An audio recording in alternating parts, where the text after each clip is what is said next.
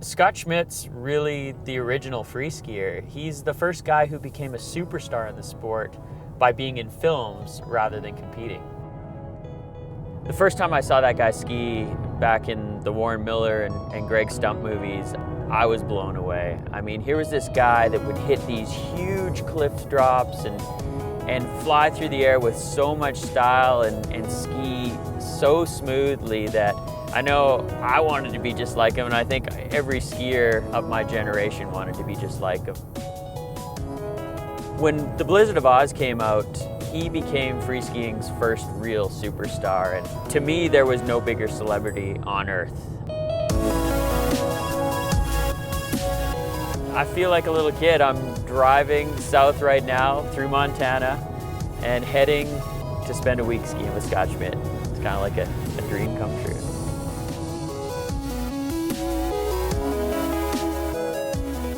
Sitting in that theater and watching myself on the big screen, I've never seen myself on a big screen before. I just went to rubber.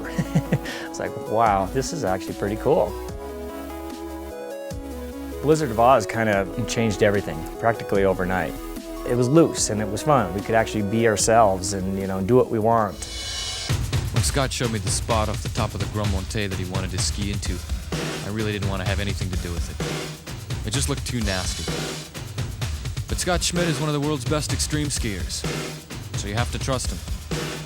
He said he was going in, we said we'd shoot it. Scott's path would take him through a 2-meter wide shot at the top at approximately 40 miles an hour. He would then veer to his left and catch air at close to 50, stopping before the crevasse which stretched the entire width of the bottom of the chute.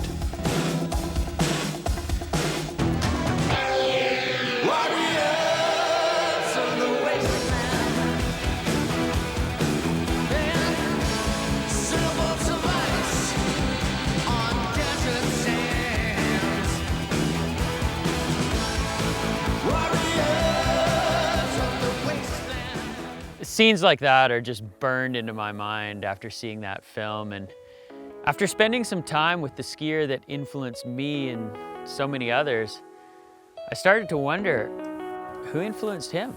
I looked up to the World Cup racers in the late 70s, like Ingemar Stenmark and Gustavo, and those guys were my idols back then. They knew how to bend a ski. I said, I want to figure out how those guys are doing that. That's kind of how I developed my style, was by idolizing those guys. It works really well for film and photography because it's very angular and very dynamic. And if you come in with a little bit of speed, it's pretty explosive looking.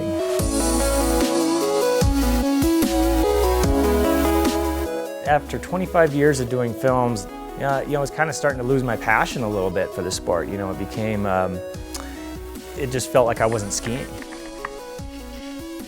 Yeah, don't get me wrong, those trips are fantastic and you get to go to some of the best places in the world, but it gets old standing on a ridge for an hour waiting for the sun to come out from behind the cloud and then trying to have the run of your life.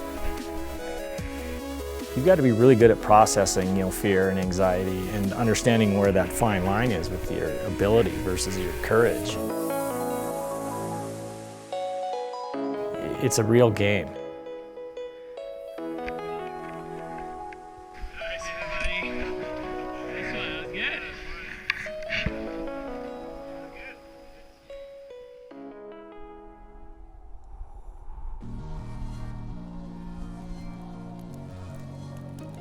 There's always a risk in meeting one of your heroes. I mean, people tend to build people up into what they want them to be.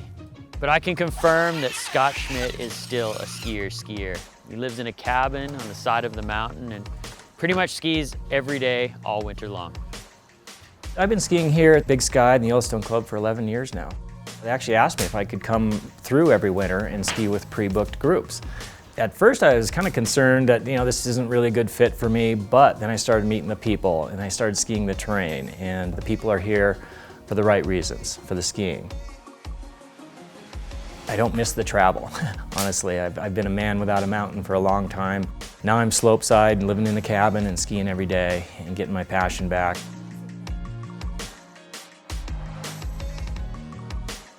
As we cruised around the Yellowstone Club, one big question was still sitting in the back of my mind. At 52 years old, can Scot Schmidt still rip it like he used to?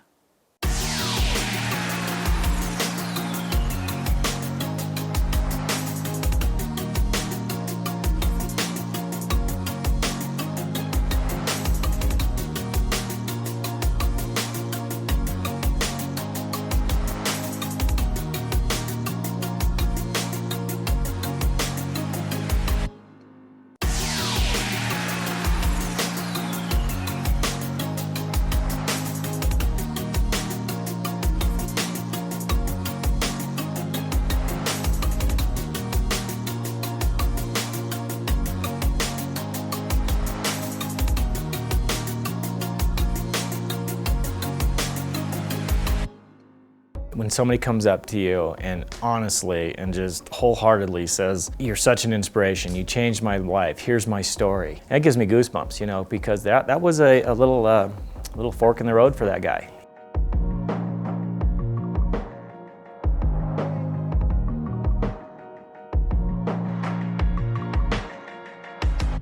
I would have to say that's probably the best thing out of my career, that, you know, my own personal pursuits actually kind of made a difference to other people's lives.